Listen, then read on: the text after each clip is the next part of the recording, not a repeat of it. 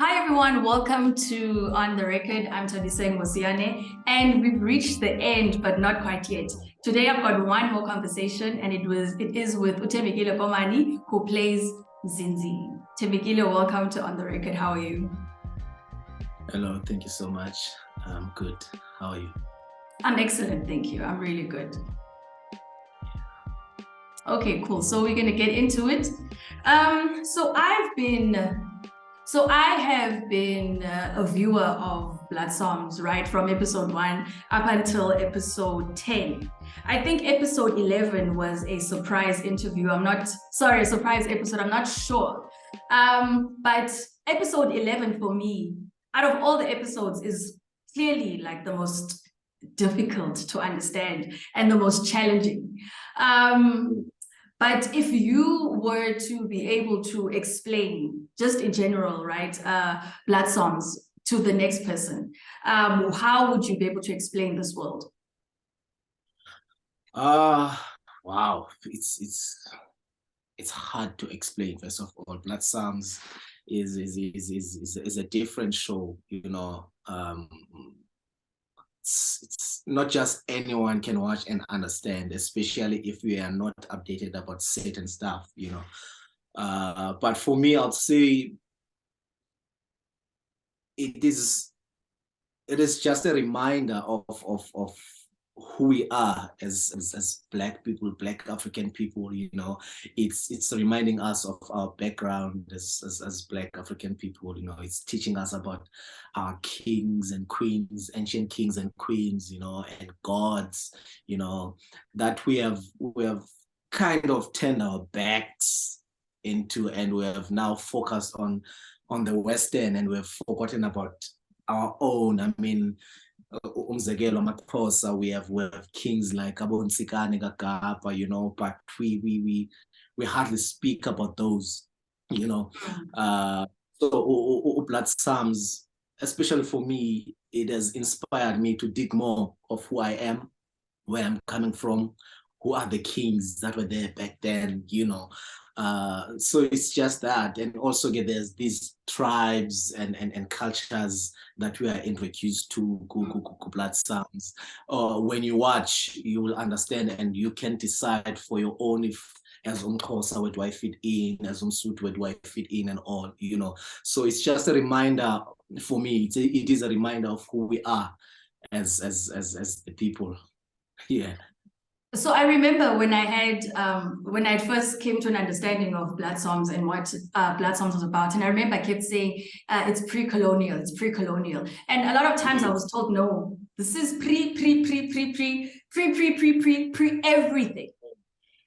Yes. So where was it set? Which period is this exactly that it was set? If I don't know if your imagination can allow you to travel. Luckily, because I've read the Bible and I'm in BloodPsalms, I've read the story Bible, and also these are the things that are existing in the writer's head and imagination, because most of it is imagined, but also we can relate to it in some extent. But the setting and the background story, according to my understanding, I think Jamil had incorporated Egypt, and he believes that there were Black people that lived in Egypt back in the days, that we are not told about nowadays. So most of the background of his story, most of the background story is from Egypt, is adapted from Egypt. And also the gods are to speak about, or Kemet and all the Egyptian gods and names, Egyptian names. Yeah. But also you can always relate and adapt it and relate it to our backgrounds as the people. Yeah. So can you explain more about Mzinzi, his name, his background, and how you interpreted himself for your portrayal?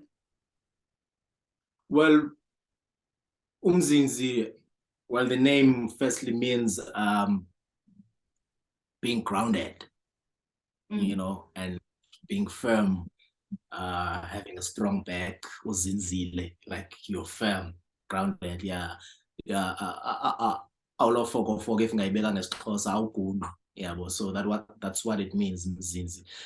That's why also he's a great leader. I mean, he follows after his name. If he has an idea, he sticks by that idea. If he makes a decision, he sticks by his decision, you know. So now he's the protector and overseer within Amachini tribe, and for him, he has made a decision to protect Amachini and live by the word of the gods of Amachini. So he makes sure that he does not pambuka or go out of the way. He always on track with the mission of protecting Amachini and keeping the secrets of Amachini and the gods of Amachini. Yeah. What I really enjoyed was the conflict between Uburuti and Mzinzi. And I was curious to know what exactly is the strife. When I had the conversation on the last episode with Awetu, who plays Ilike, so she was saying that she believes in both your philosophies, but she was poor. So with yourself and Uburuti, what is your guys' backstory, and why exactly are you in conflict? Well, I think I am biological son, mother superior, but Uburuti was found, and grew up with us, and now we've had this love-hate relationship together growing up, and she's challenged me in a way, and I sort of feel Mzinzi feels like if ever Mzinzi can make a mistake or break one rule, Buruti will definitely take over, and Mother Superior will definitely support Buruti taking over, because Mother Superior has a soft spot for Buruti. But now Mzinzi is wants to protect Amachini. It's all about protecting the tribe, because people are hunting us out there. The surface dwellers are hunting us out there. They are Hachi. They want to kill us, So Mzinzi is trying by all means to make sure that the tribe is safe and we live. Even Upuruti wants that, but sometimes she's like, yes, I get that, but we can allow one person to come here. We can try and heal Princess Zazi, she's my friend. We can trust her. Like, no, we can't allow outsiders within our tribe. So that is the battle between myself and Uburuti. You're right with that, because with my memory coming back, I remember now that the Tlini tribe have secrets, and most importantly, the Akachi use the Tlini tribe members as slaves, because I remember the prison of sorts, and they really are mistreated. So yes, I do remember that, and I can understand the anger or the resentment that the members of Abatlini have towards all the other tribes, especially the Akachi tribe as well. Okay, yeah, that is well noted. So the episode where you fought, you'll tell me who they are. I don't know who they are. Where you fought those guys who are above ground, who I think they abducted Basili's family. Essentially, it doesn't look like it's got anything to do with the Tlini people, but you come up and then there's a battle, and it's essentially a battle to the death. So what rules did they break, and why was Mzinzi so adamant to correct them? Yes, so firstly, they've adopted people from another tribe. And now going back to their own grounds, they're using the clean grounds to cut through to get to their destination. That is wrong, because why? If ever anyone is watching all that abduction and them living, it will look like it was the clean people that had adopted Asili's family, So that's the rule that they broke. And also they can't just come to our lands without informing us. We need to know who's coming to our lands, when, and doing what. That is why Mzinzi was upset, because he can see that these people have committed a crime, and also they are working in our ground. So it's going to look like it's Amachini, whereas Amachini don't do such stuff. We are trying to to say Amaqini are not your enemies, but it's hard for the Agachi especially to just reconcile with Amaqini and treat us like people, you know. But now when there are people adapting people and cutting through our grounds, it's gonna look bad on us. That is why Mzinzi had to discipline them. Yeah. Okay, all right. Okay, because I think for me, I think maybe for many people, it's just the language is just a little hard to understand. So to understand exactly, and even the subtitles are also quite complex with the English. So I think this really will help understand the story even more, you know. So when people watch, they can always come back to this and have a conversation. It's heightened. It's from what you're saying. It's heightened language because the way Jamil writes, it's out of this world. It's beautiful. It's high. You know, even for us, we had to have dictionaries when we were reading the script. You know, Yeah. so we had to give just as well with our translations of isiXhosa to have the same weight and the same meaning and the same power. You know, so yeah. Got it. Because I forgot the lines, but yeah, it's that kind of Xhosa. Yeah. That quickly made me realize that I am Xhosa light, because that kind of Xhosa was like double, triple heaviness. It was insane. It was crazy. Yeah. But we will talk about the language thing. We will talk about the language thing. Now, episode 11, please forgive me, ne? You're the only person I can discuss episode 11 with. So you are going to be the person who's going to dismantle and break down everything. But I think just on first impression for myself, episode 11 was very overwhelming, very overwhelming. And we're all going to speak on it one by one, especially because when you realize that the episode is an hour, 30 minutes, that's a feature film. So that's really... You know, it's really, really long. But for you, I would guess both as an actor and also as a viewer, because you can only imagine what you shot like two years ago and to what you saw with episode 11. What are your first impressions? The whole series is beautiful, you know, and the special effects are not there when we are shooting, you know. So now when we watch, we're like, what is this? You know, it's so beautiful, and episode 11 is on another level because there's so much going on, but it's beautiful at the same time to watch. You know, it was just amazing for me, for someone who was in there, to just see the way it is now. You know, and all the pieces of the puzzles coming together. You're like, what is this? What it, you know? Yeah, so it was powerful in that sense, and all the tribes now on episode 11, we can see who's doing what and when. You know, it's just on top of this world. It was beautiful to see. So the opening of episode 11, I would go as far as saying it looked like it was an alien abduction. Yeah. I just don't know when or where it happened, if it was a dream, if it was a flashback, a flash forward. I'm not certain what was going on, because at the end of episode 10, Zazie wakes up, she comes back from the world of the dead, right? Everyone is alive. And now next thing, it's episode 11. Everyone is dead. I'm like, how did that happen? Like, what occurred for that to happen? So specifically, what happened there? What happened when you guys looked like you were in a ship and taken away? I just want to know, in your understanding. Yes, in my understanding, also it's happening in a dream. When we see it on the episode, it's happening in a dream. It's Mother Superior's dream, you know. But for her, it's a bad dream.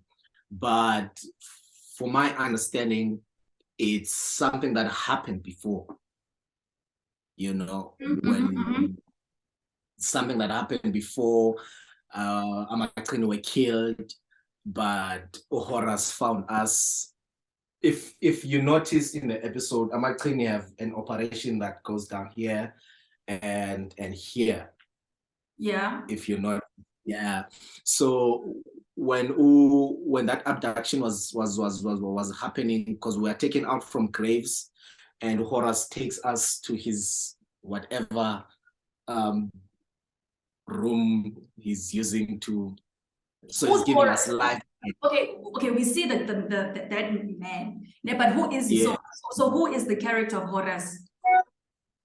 I believe he's an angel that is sent by one of our gods as Amaqin, or he's a god himself, you know. He's taking us and giving us life again after we have been killed, because he's taking our hearts out and putting a new heart in, opening the brains and putting brains in and giving us life, you know. Which for me, I think we are immortal after that rebirth. I believe. Yeah, so that is what happened. But now it's coming back through Ipupa Liga Mother Superior. And she thinks it's a bad dream, but it's actually something that happened before.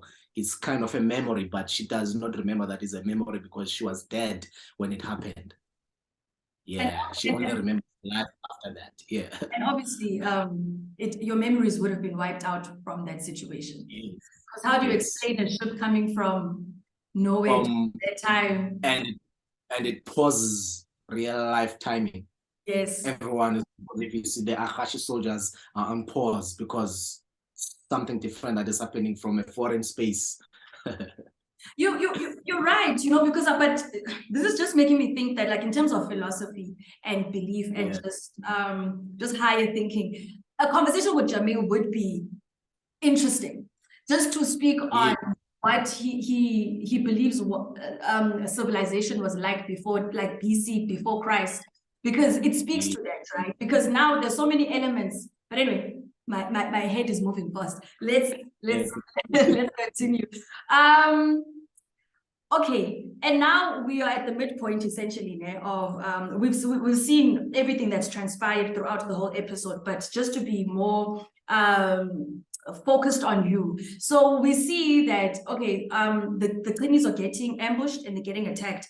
And then you and your men get out, and then you go to the bridge. I believe it's probably like a bridge that leads to the to the Kachi Citadel.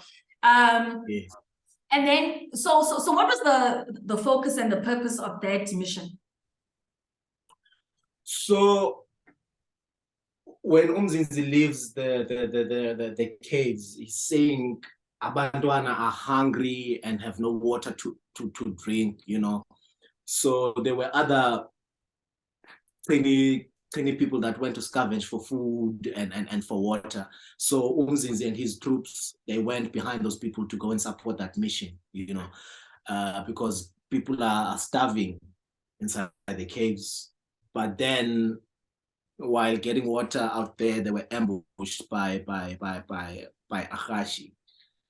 Because also they were... No, you weren't ambushed. You attacked the people first. Yes, we attacked first. Right? And then you also... Yes. I don't know what that thing is called. And then when pouring the water, that's when more soldiers came.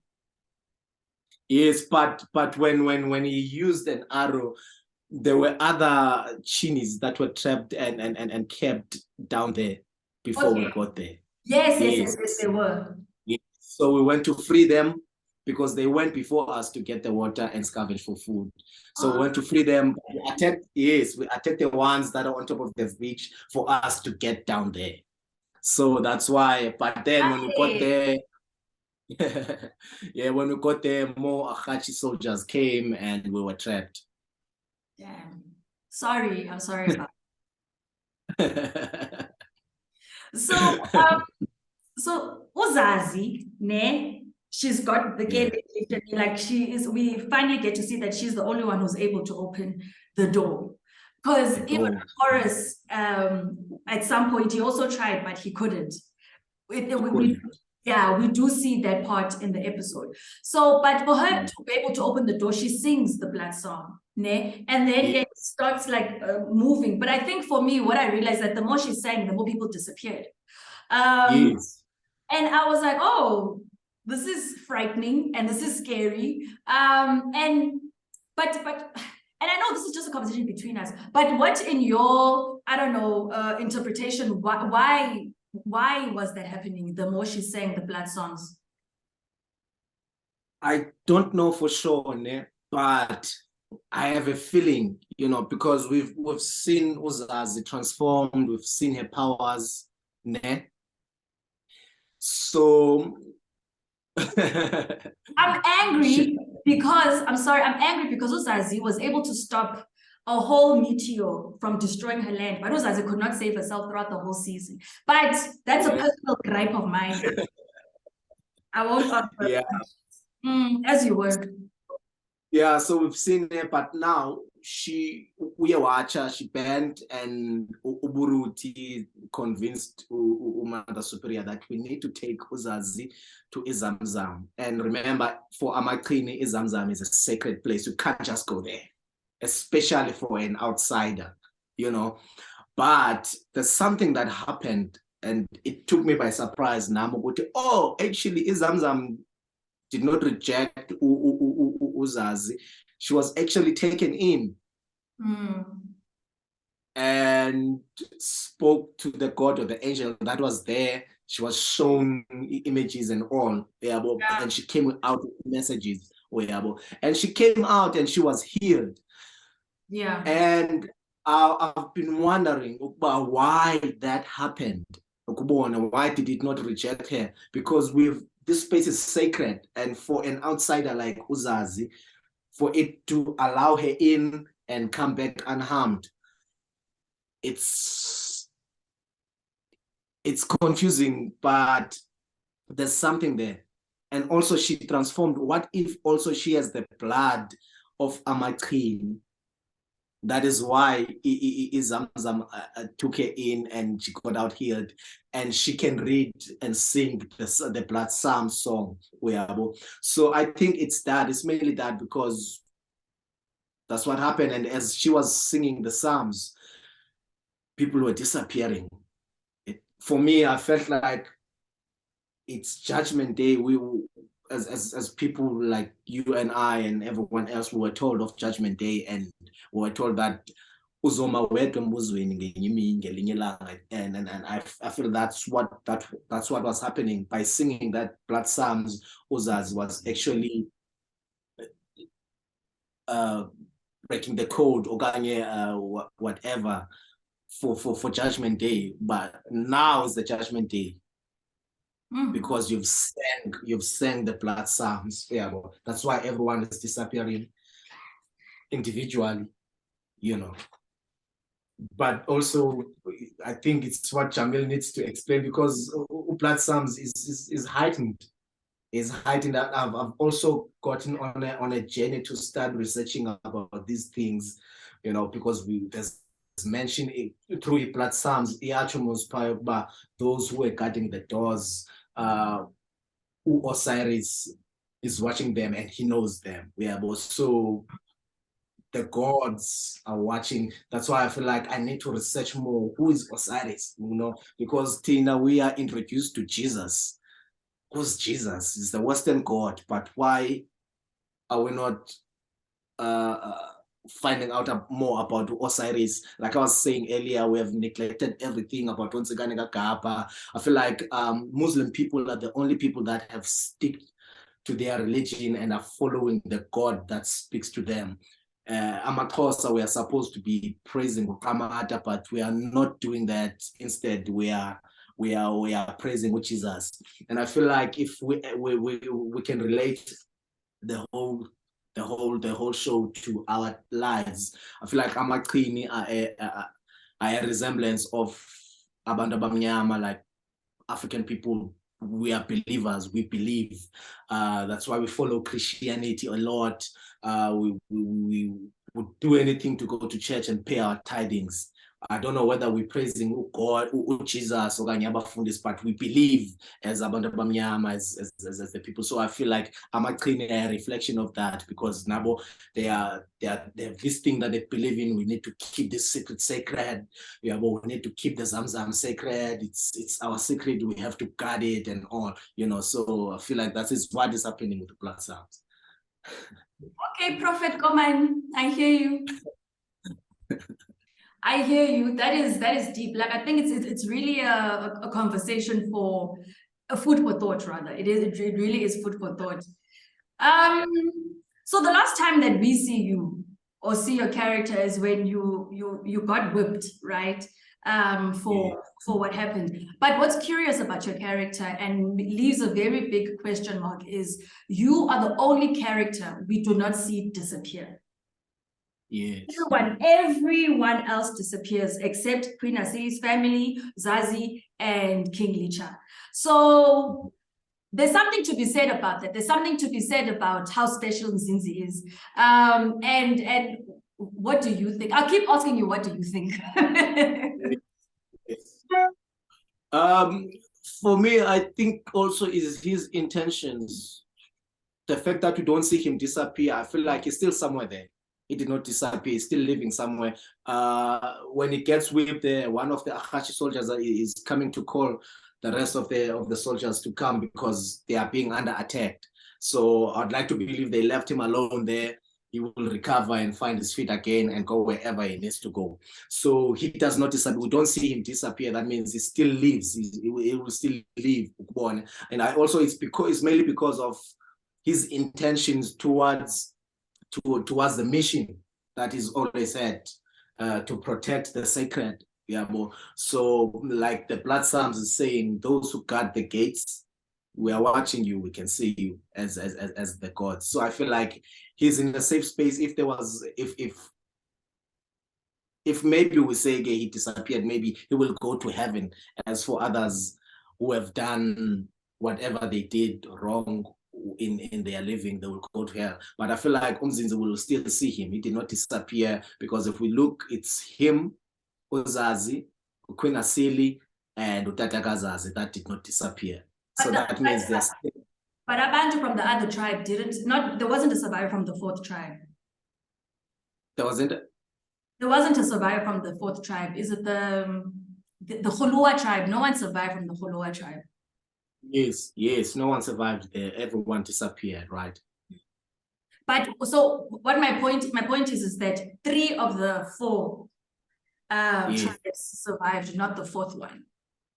Or not the 4th. Oh, yes. So I think we'll still see Mzinzi in the if we carry on with the episode of the season 2. Mzinzi will be one of the people that are still there. Yeah.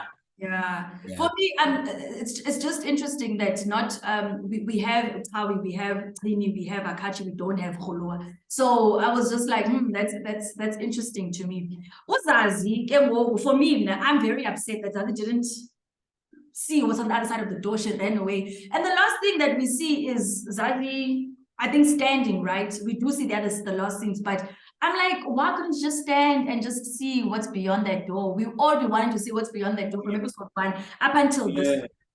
So it's forcing us to think about what's on the other side. So like, what can you say about that? I think there's salvation on the other side.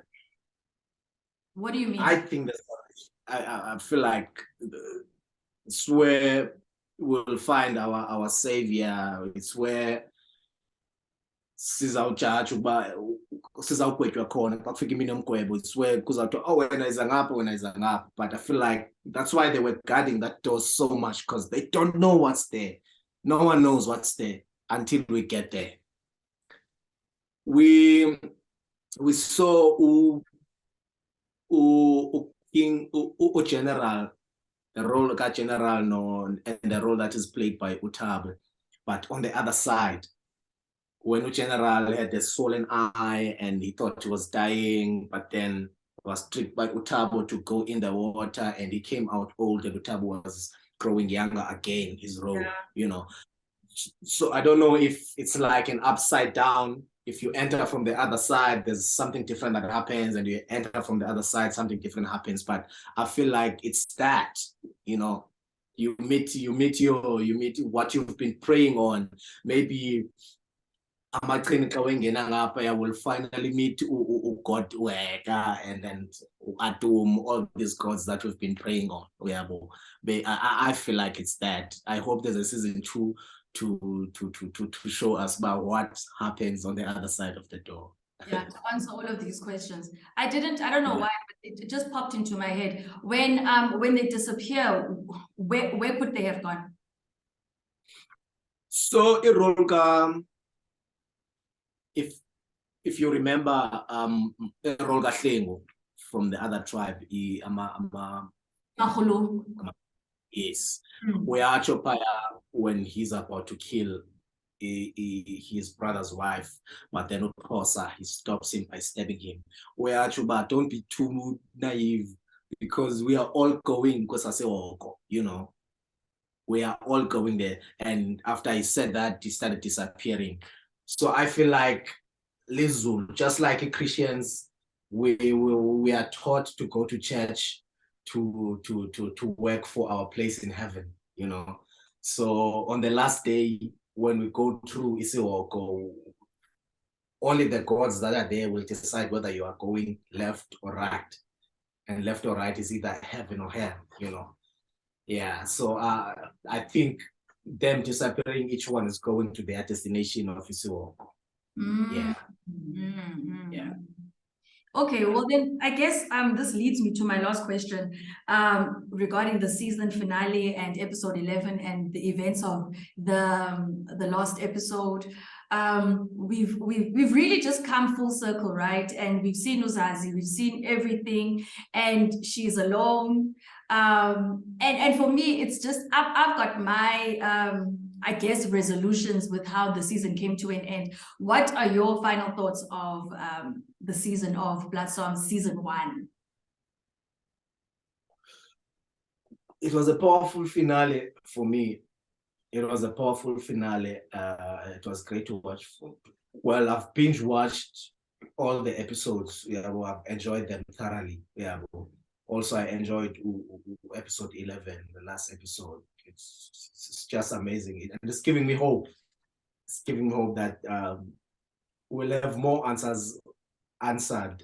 You know, if ever there's a season 2, we'll have more answers answered about what we see on BloodPsalms and what we imagine based on our lives and the way we live. What I said earlier on about the gods, our gods, yeah, or King.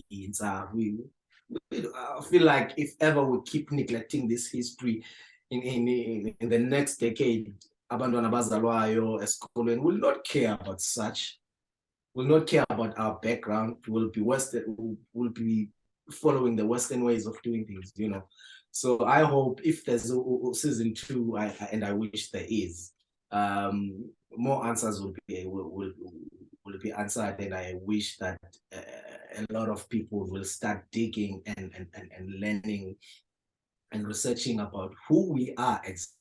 Because if anyone can walk up to me and ask me who I am, I'll definitely tell them about the background of my clan name, but I will not go far beyond my grandmother, my maternal grandmother. I will not go far beyond that because I don't know, and I will not be able to go on and on and on and on and on and tell where Amaxhosa are from.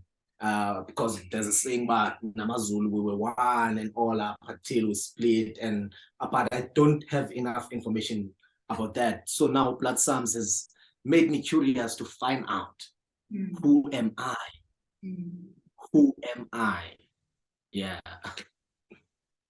Okay. So I think there is lots to be said about the ending and a lot of thinking about that. And I think BloodPsalms is the kind of season that you go back and watch again, just to capture the things that you missed before.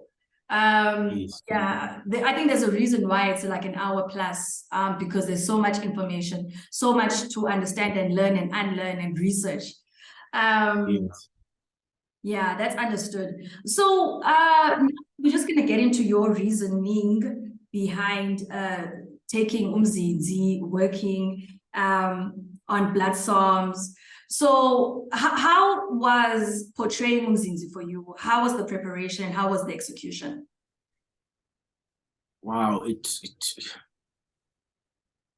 first of all, way before we started shooting, the Yellow Bone Entertainment was generous enough to send us to go and gym, make sure we are fit to shoot this thing, you know. And I was given a personal trainer, I was given budget for good diet, for the results that I was looking for, and for supplements, you know. And that journey for me alone was like, wow. And I went to weapons training, you know. I attended sessions for weapons training and all, because Mzinzi is a warrior, he fights, he slashes, you know. So the preparation for me was amazing, you know, because I was gymming like hardcore every day during those months before we started shooting. And also getting into the character, spoke to Jamil, he broke it down for me to understand it even further, you know, because yes, you can understand from reading the script, but you want to hear the man behind the writing. What are you thinking? What are your thoughts? How do you see this character when you are writing about it? What did you see? You know, and he broke that down for me. But we still, I understood that yeah, he was a fighter and all, but then when we started shooting, luckily our way to end and Mandy Sanduna, they were the first to shoot. We were shooting at the caves here in Joburg.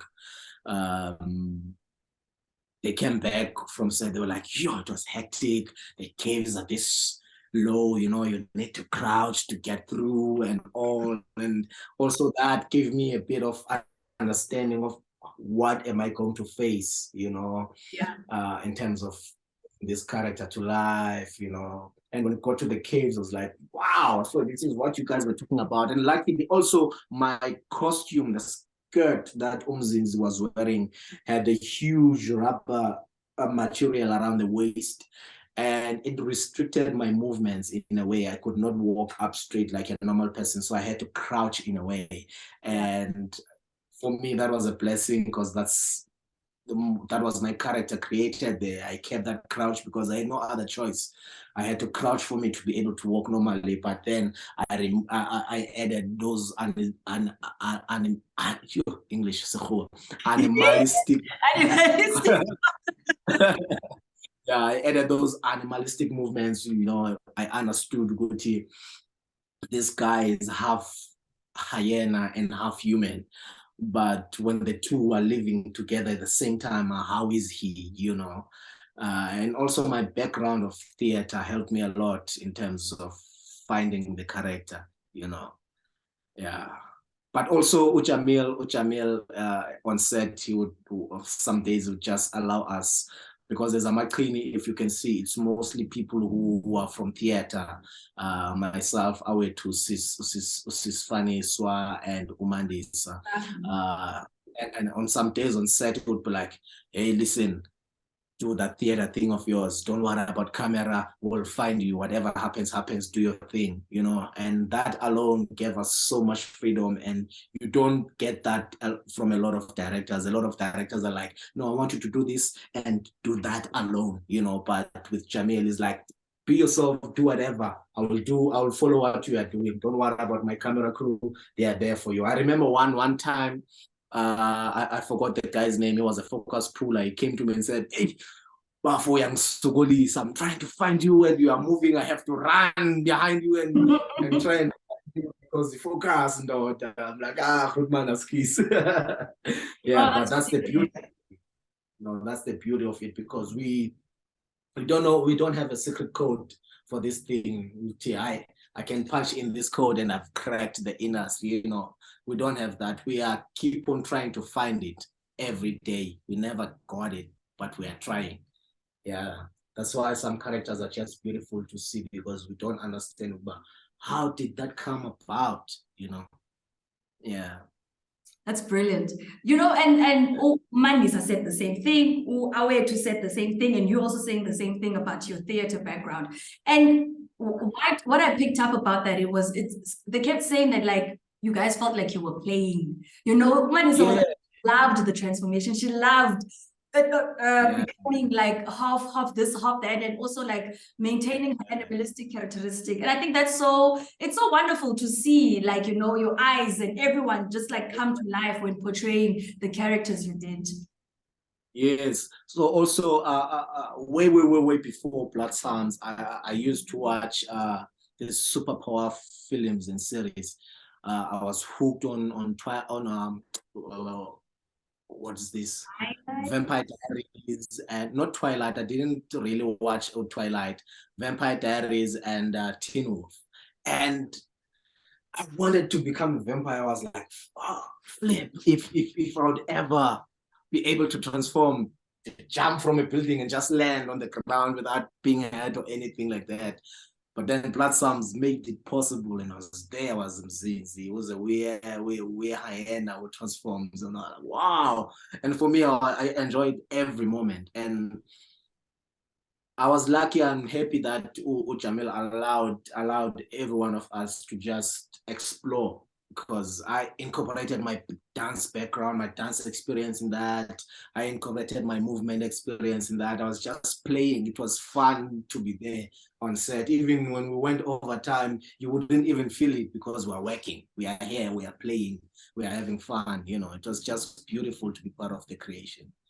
That's great. That's really wonderful to hear. So I said this to Usdumo Charlie, and I'm going to say it to you as well. I think your execution in speaking Xhosa is absolutely excellent. It is wonderful. And for me, it's like, I was like, yo, I wish I could speak Xhosa the way you do, because it's like so incredible.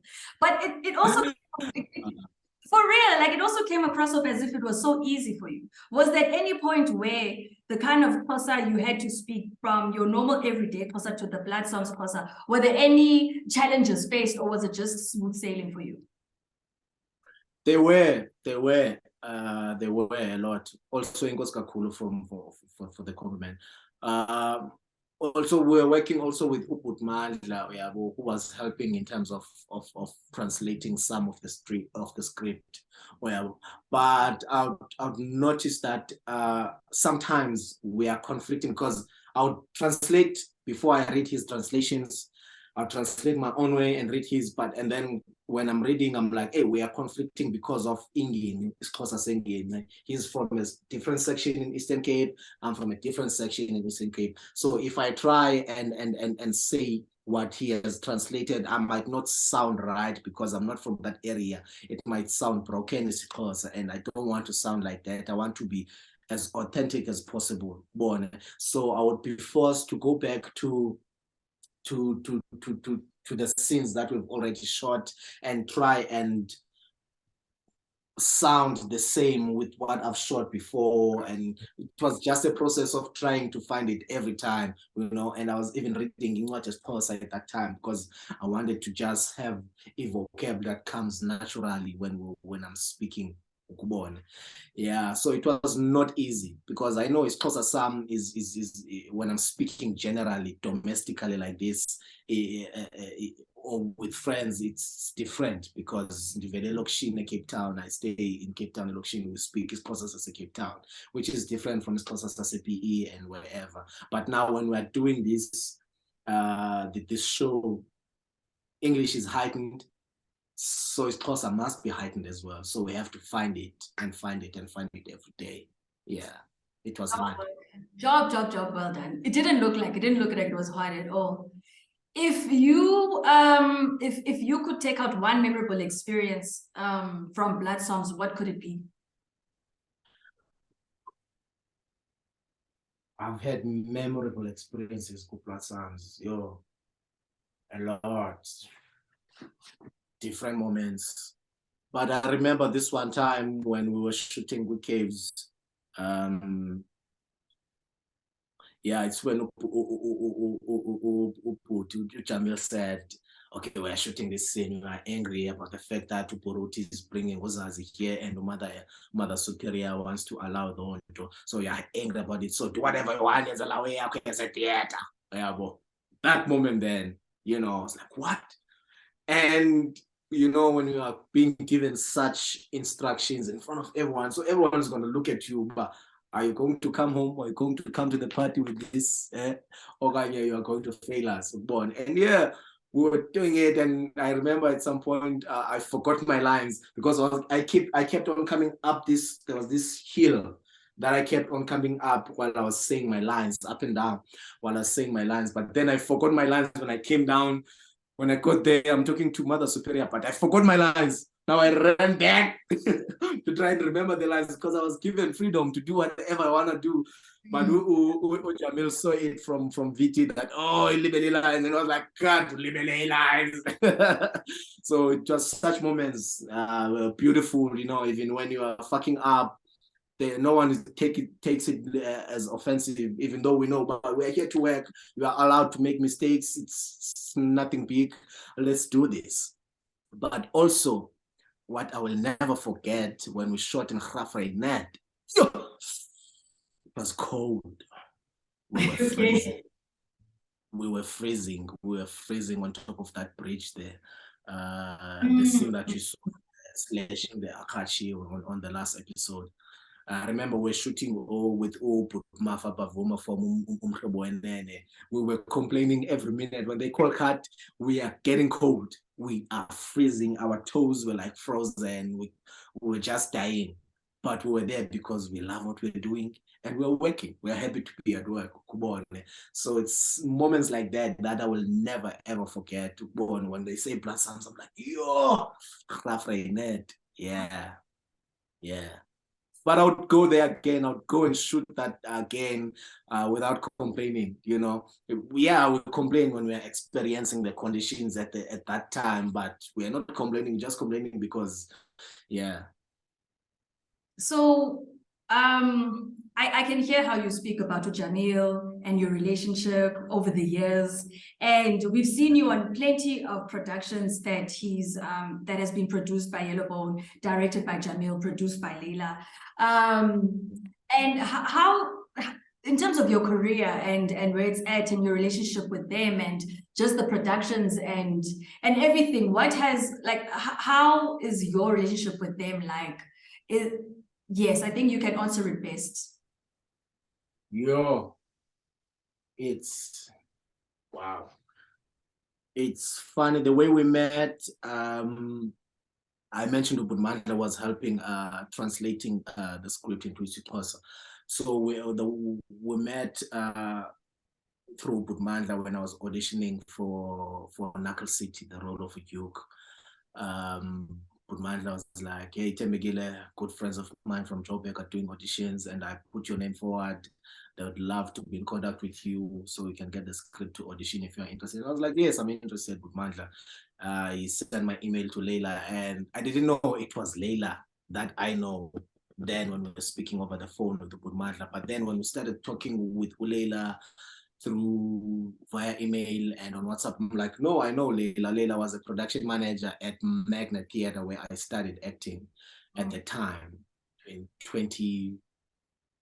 She was there before me, but I studied there 2010 and 2011, and she was there doing the N7, the Africans project, the N7 project with Mark Fleischman. I'm like, oh, I know Leila, but only when we met, that I realized, but it was you that was talking to all this time, Leila. Ah, wow. And that's when we met, and I was lucky to be casted as Udyuk for Knuckle City. And ever since then, I've been blessed for Leila and Jamil to believe that I still can execute more roles in their shows, in their productions, and I've done like 4 now. The last one was Kings of Queenstown, and I'm really, really blessed to be still working with them till today. To Kubone, I'm really blessed. I cannot thank them enough for always giving me these opportunities.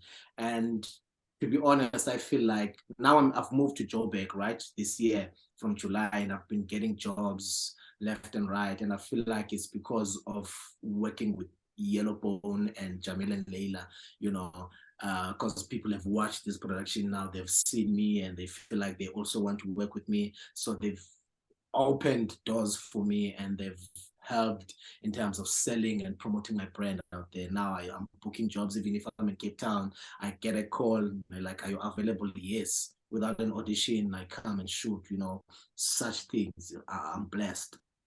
That's why I'm saying I can never, ever thank them enough, because now their work is out there. More Yellowbone productions are on Netflix now and on Showmax. You can watch anytime, you know. That for me is big, you know. Yeah, I'm blessed. Well, and it's funny now. I forgot to say, our relationship has grown from them being my boss, but now I can call Jamil anytime because I don't have time to hand because it has grown now. We're more like family. Same with Leila, you know. People that says, hey, you are in Joburg now, that's good. We've been wanting you to move here. If ever you need anything, tell us. You know, you don't get that from anyone, you know. So our relationship has grown from a working relationship to family, and I pray it stays and grows more. Because I still want to do more Yellow Bone productions because it's powerful productions, it's stories that one relates with, you know. Yeah. Yeah. I can testify. Good people, really good people. This brings our interview to the end. Thank you for your time. Thank you for imparting your knowledge and your understanding of the production. Thank you for wrapping the On the Record series with me. It was such a pleasure. I really, really enjoyed this talk. And yeah, let's just cross our fingers, again, that BloodPsalms continues to, I don't know, to change the world, to change the continent, to change minds. So thank you so much, and it was a pleasure. Oscar Kulusi for having me, and also for closing this. I feel like series episode powerful, cool. I don't know why you chose to close this interview series with me. Maybe I'm powerful. Well, I am, and Oscar cool. Yeah, because thank you.